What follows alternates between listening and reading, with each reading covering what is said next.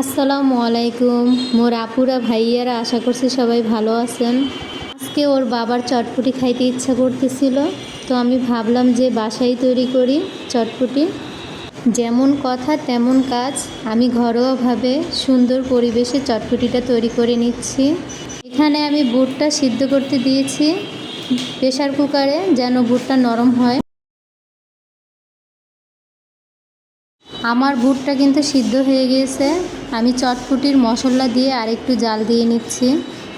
এভাবে যদি ঘরের তৈরি চটপটি আমরা খাই, বাইরের অস্বাস্থ্যকর পরিবেশের চটপটি কি ভালো লাগে বলেন?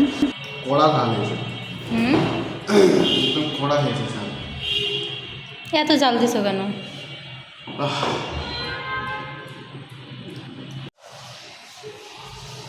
আমার স্পেশাল চটপটি রান্না হয়ে গেছে। কি দিবে?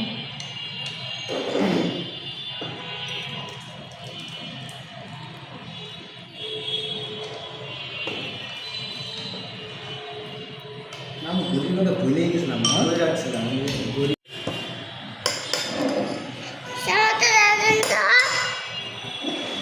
দাও আমার কাছে দাও।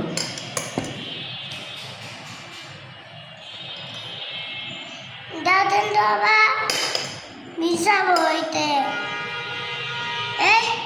এইটা মিশাবো না।